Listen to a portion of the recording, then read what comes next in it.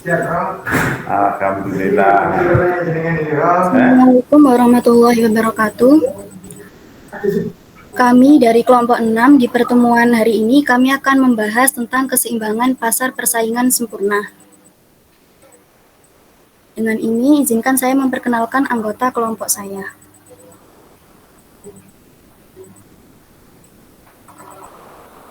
Next. Yang pertama ada Ragil Dwi Saputro dengan NIM terakhir 011. Selanjutnya ada Rosalia Septianing dengan NIM terakhir 089. Juga ada Nadim Imtiazul dengan NIM terakhir 199.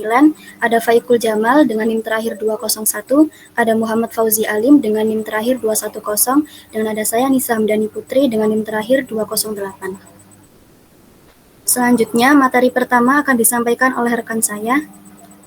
Dipersilahkan. Baik, di sini kita mulai dari definisinya terlebih dahulu. Jadi, definisi pasar persaingan sempurna itu sendiri adalah pasar di mana banyak penjual dan pembeli menjual produk homogen dengan harga yang ditentukan oleh kekuatan permintaan dan penawaran. Jadi, tidak ada pihak yang dapat mempengaruhi harga pasar. Next.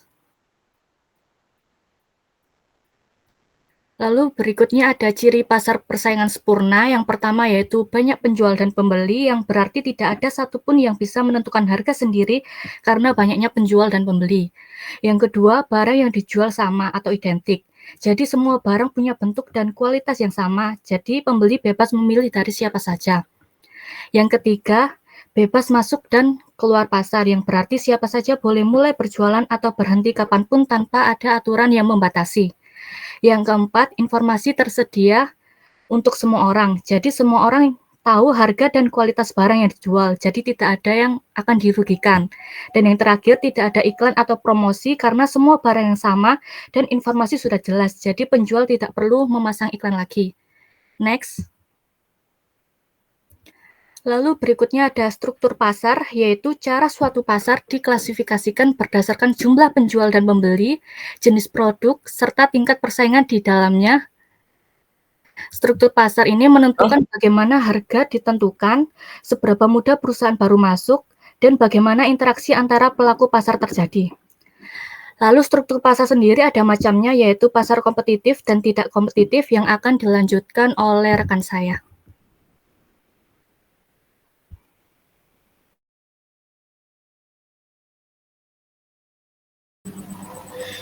Pasar kompetitif dan pasar tidak kompetitif. Yang pertama adalah pasar kompetitif atau persaingan sempurna, yaitu jenis pasar di mana banyak penjual dan pembeli berinteraksi sehingga tidak ada satupun pihak yang dapat mempengaruhi harga pasar. Ciri-ciri pasar kompetitif meliputi yang pertama, banyak penjual dan pembeli sehingga masing-masing tidak memiliki kekuatan untuk mengendalikan harga. Yang kedua, ada barang yang dijual bersifat homogen atau serupa dan tidak bisa dibedakan. Selanjutnya tidak ada hambatan masuk atau keluar pasar sehingga perusahaan baru bisa masuk dengan mudah. Terus juga ada informasi sempurna di mana semua pelaku pasar mengetahui harga dan kualitas produk. Yang terakhir ada harga ditentukan oleh mekanisme pasar seperti permintaan dan penawaran. Contoh pasar kompetitif yaitu seperti pasar beras, pasar sayur, dan pasar valuta asing. Next. Yang kedua ada pasar tidak kompetitif atau yang disebut monopoli. Pasar monopoli sendiri yaitu kebalikan dari pasar kompetitif di mana hanya ada satu penjual yang menguasai seluruh pasar tanpa pesaing langsung. Ciri-ciri pasar monopoli yaitu hanya ada satu produsen atau penjual yang menguasai pasar. Selanjutnya tidak ada barang substitusi yang sempurna sehingga konsumen harus membeli dari perusahaan tersebut. Yang ketiga ada hambatan masuk yang tinggi, baik dari segi hukum, teknologi, atau sumber daya. Yang terakhir ada perusahaan dapat menentukan harga sendiri karena tidak ada pesaing. Contoh perusahaan monopoli seperti PLN, perusahaan listrik negara, dan juga perusahaan air minum, daerah, PDAM, dan Microsoft di bidang sistem operasi. Selanjutnya ada terbentuknya harga di PPS atau pasar persaingan sempurna. Setiap perusahaan hanya bertindak sebagai pengambil harga atau price taker, dan konsumen pun tidak dapat mempengaruhi harga pasar. Harga ditetapkan atas dasar interaksi kekuatan penawaran atau supply dan permintaan di dalam pasar. Kesimpulannya yaitu menaikkan harga di atas harga pasar itu menjadi tidak laku, dan menurunkan harga di bawah harga pasar bisa menjadikan rugi. Selanjutnya, materinya akan dibahas oleh rekan saya.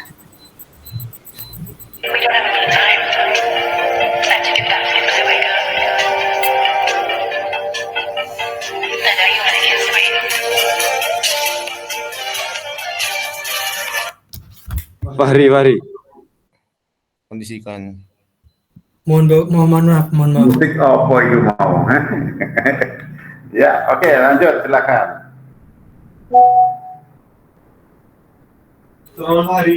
Baik, selanjutnya yaitu materi konsep dasar PPS. Yaitu yang pertama, perumusan penerimaan total revenue. Hasil kali antara harga produk dengan kuantitas penjualan, yaitu TR sama dengan P kali price kali quantity. Yang kedua, penerimaan rata-rata, yaitu penerimaan total dibagi dengan kuantitas penjualan, yaitu rumusnya AR sama dengan TR atau Q. Dan yang penerimaan marginal, yaitu perubahan penerimaan total yang berasal dari tambahan per unit kuantitas penjualan, yaitu rumusnya MR dibagi sama dengan delta TR atau dibagi delta quantity.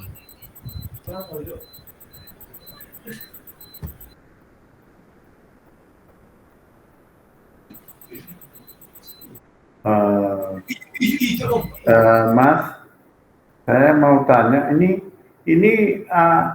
kalau apa bisa langsung aja yang untuk ke monopolinya ya? Yang ini kayaknya kan sudah tadi dibahas ya. Halo? Iya. Ya. Ini kan sudah ya. Nanti di-share ke temannya, enggak apa-apa. Sekarang kita masuk ke yang bahas yang monopoli. Gitu aja ya. Oke, Pak. Ya, lanjut. Selanjutnya akan disampaikan oleh rekan saya. Ya, enggak apa-apa. Ya, silakan. Baik, selanjutnya adalah kurva permintaan pasar persaingan sempurna.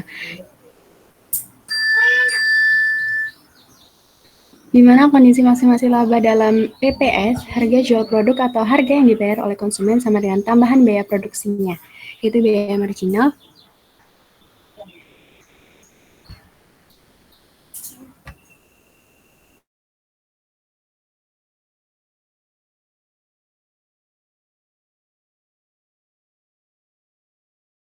Oke, baik, selanjutnya adalah kurva permintaan PPS, yaitu dalam PPS, penjual dan pembeli banyak sehingga mereka hanya sebagai penerima harga, yaitu price taker, maka harga adalah konstan.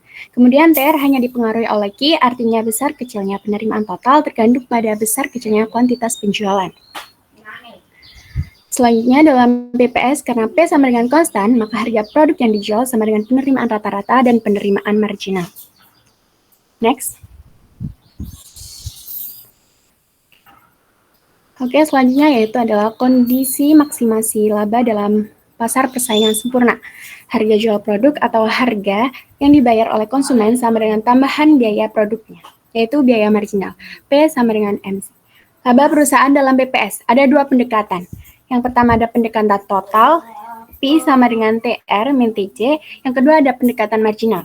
P sama dengan P sama dengan AC, atau P sama dengan P kurangi AC kali Q. Kemudian keadaan laba profit dalam pasar persaingan sempurna.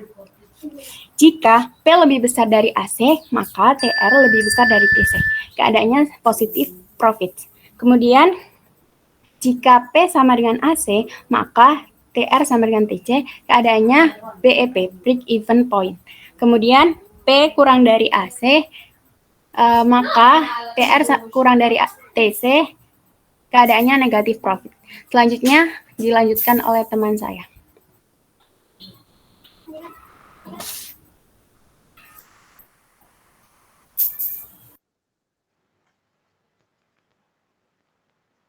Selanjutnya adalah menghitung laba.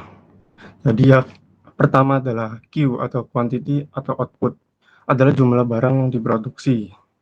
Terus P adalah price atau harga, adalah harga per unit barang. Lalu TR atau total revenue adalah pendapatan total, dihitung sebesar TR sama dengan P kali Q. Lalu TC atau total cost atau biaya total. Total biaya produksi untuk jumlah barang tertentu.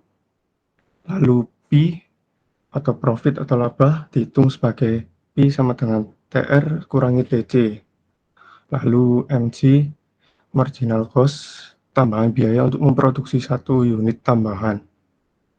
Lalu AC, average cost, biaya rata-rata. Biaya rata-rata per unit dihitung sebagai AC sama dengan TC atau Q. P per unit, lalu P per unit, selisih antara harga dan biaya rata-rata. P per unit sama dengan P kurangi AC. Lalu P total dihitung dengan P sama dengan P kurangi AC dikali Q. Lalu kurva PEP, laba dan rugi. Pertama, kurva dalam PPS. Bagian ini menunjukkan grafik menggambarkan hubungan antara biaya pendapatan dan laba rugi. Area kurva laba dalam PPS area di mana TR lebih dari TC menunjukkan laba positif profit. Lalu kurva BEP dalam PPS, PEP adalah titik di mana TR sama dengan TC, artinya perusahaan tidak untung atau tidak rugi atau laba nol. Lalu kurva rugi dalam PPS, jika TC lebih kecil dari TL, perusahaan mengalami kerugian, titik di mana AC lebih tinggi dari menunjukkan bahwa biaya rata-rata lebih besar dari harga jual menyebabkan rugi. Selanjutnya dilanjutkan oleh teman saya.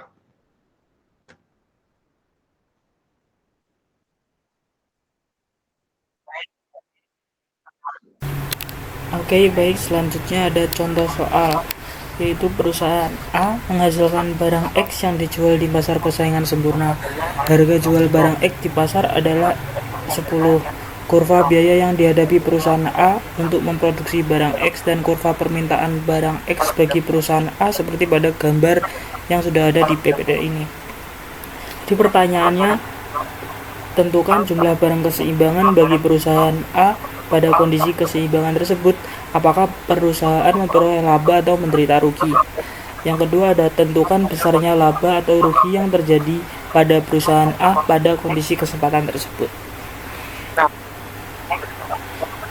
Oke, jawabannya untuk yang soal pertama yaitu ada jumlah barang X keseimbangan bagi perusahaan A adalah 100 unit.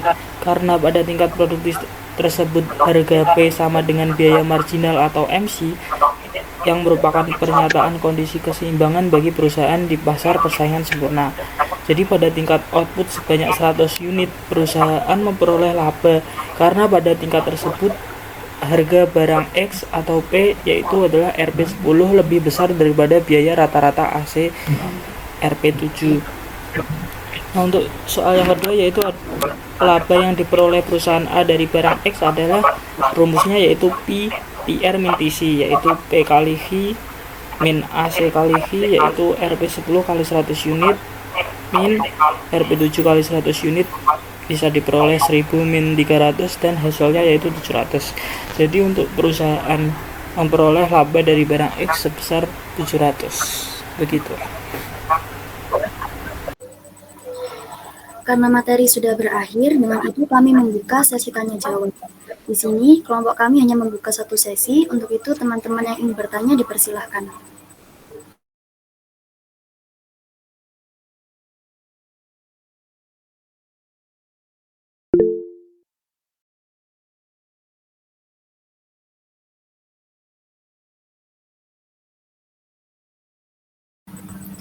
Ya, dipersilahkan bertanya.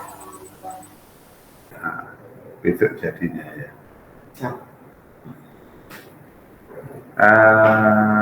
Sorry. Sudah ada berapa penanya? Masih ada 2, Bapak. Oke, bagus. Silakan. Silakan untuk Saudara Solihuddin, mau untuk bertanya. Mas ya. Kamis, besoknya keluar kota nanti Kamis. Kemana besok? Pulang kok, kemana? Baik, terima kasih atas kesempatannya, kelompok penyanyi. Perkenalkan, nama saya Solihuddin Rahman dengan NIM terakhir 195. Untuk pertanyaannya yaitu, bagaimana kebijakan pemerintah dapat mempengaruhi keseimbangan pasar keuangan? Apakah perlu saya ulangi lagi? Ya, boleh. Nanti pokoknya Kamis insya Allah Kamis. Yaitu Kalau pertanyaannya, bagaimana kebijakan dapat biar nanti saya bisa pasar monopoli. Siap. Itu saya penting, Pak. Saya Kamis ya. Saya booking waktunya jenengan. Ya, insya Allah. Untuk saudara Muhammad Fairizul, silahkan. Baik, terima kasih atas waktunya. Sebelumnya perkenalkan, nama saya Muhammad Fairizul Alwani atau Vicky dengan NIM akhir 202. Di sini saya akan bertanya, apa yang membedakan penentuan harga di pasar monopoli dibandingkan dengan pasar kompetitif? Apakah perlu diulangi kembali? Ya, Apa yang membedakan penentuan harga di pasar monopoli dibandingkan dengan pasar kompetitif? Sekian, terima kasih. untuk saudari Feby dipersilahkan. Baik, terima kasih atas kesempatannya. Perkenalkan, saya Dwi Febi Anggraini dengan NIM akhir 193. Jadi untuk pertanyaannya, bagaimana perbedaan elastisitas permintaan dapat mempengaruhi strategi harga dalam pasar persaingan sempurna dibandingkan dengan pasar monopoli? Saya ulangi lagi, bagaimana perbedaan elastisitas permintaan dapat mempengaruhi strategi harga dalam pasar persaingan sempurna dibandingkan dengan pasar monopoli. Terima kasih. Pertanyaannya kami tabung terlebih dahulu. Izinkan kelompok kami berdiskusi terlebih dahulu. Terima kasih.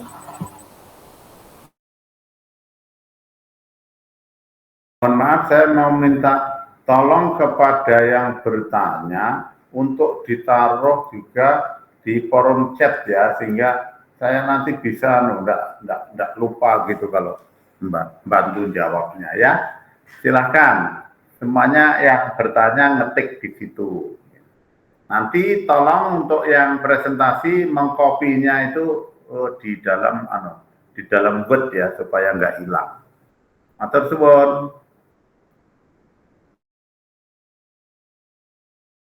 Iya, Pak.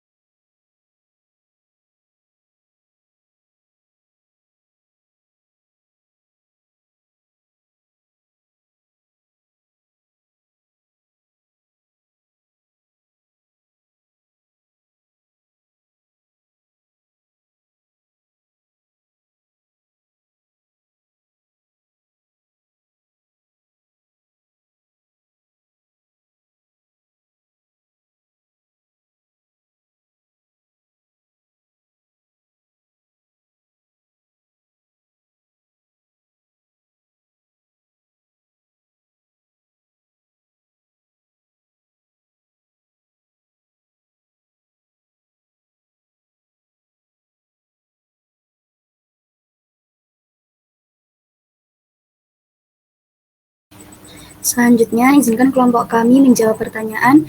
Untuk pertanyaan dari Nuril akan dijawab oleh Nadine.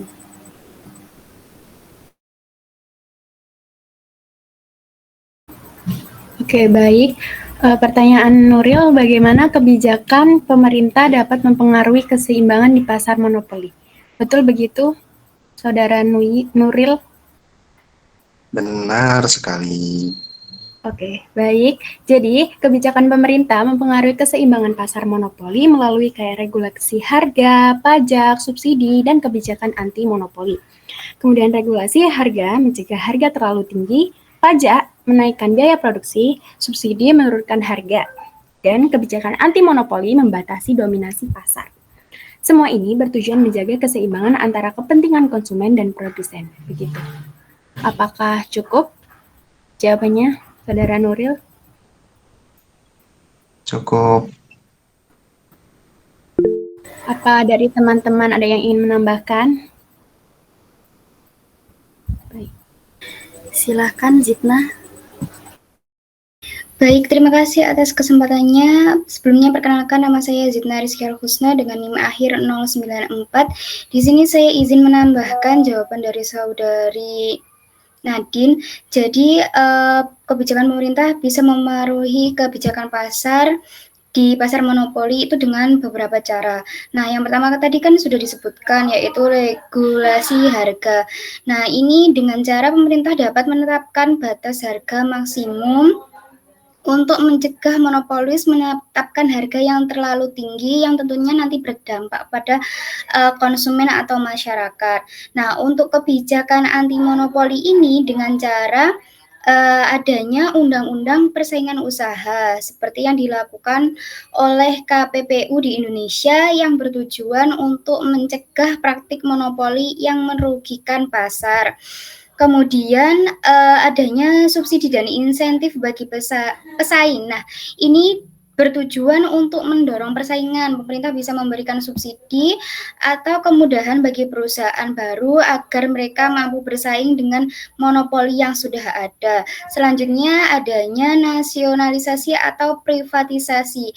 Jika monopoli terjadi di sektor yang sangat strategis, misalnya listrik atau air, nah tentunya ini kan sangat mendominasi pasar. Nah, pemerintah bisa mengambil alih perusahaan tersebut agar lebih berpihak kepada masyarakat. Jadi masyarakat di satu sisi juga lebih diuntungkan oleh adanya pasar monopoli air atau listrik tersebut. Sebaliknya, jika ada monopoli BUMN yang tidak efisien, pemerintah bisa melakukan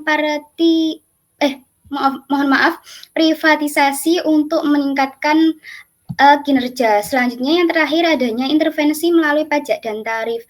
Nah, pajak yang terlalu tinggi pada keuntungan monopoli dapat mengurangi insentif untuk mengeksploitasi konsumen, dan tentunya kalau adanya eksploitasi konsumen ini akan berdampak negatif pada konsumen tersebut. Terima kasih, sekian dari saya.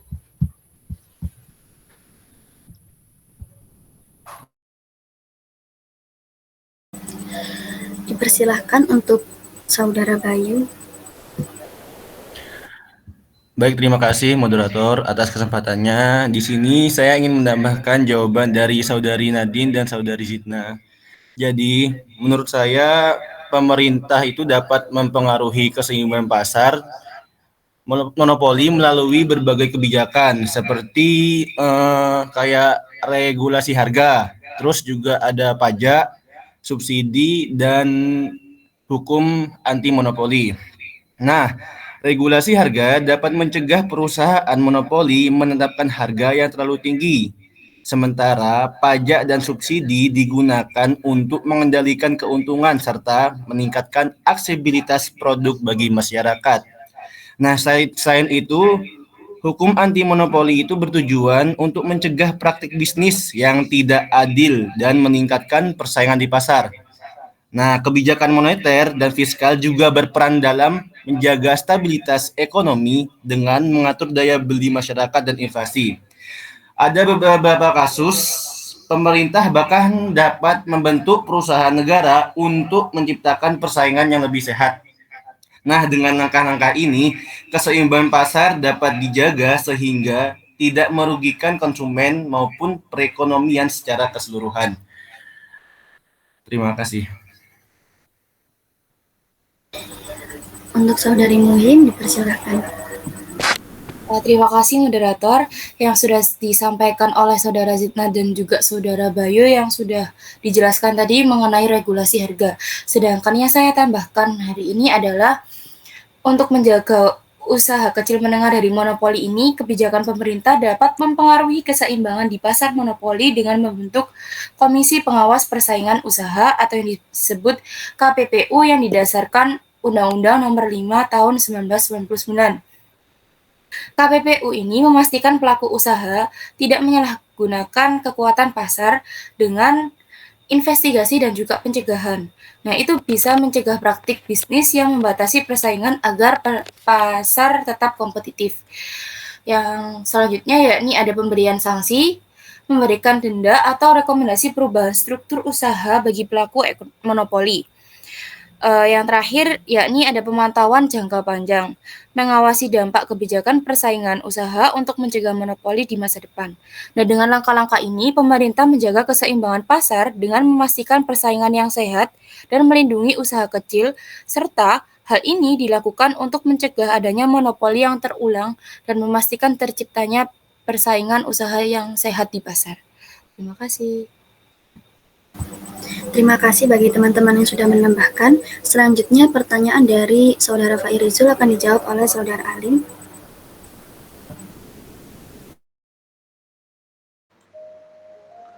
Oke, jadi Mas Izul pertanyaannya, apa yang membedakan penentuan harga di pasar monopoli dan dibandingkan dengan pasar kompetitif? Betul nggak? Betul, Mas Alim.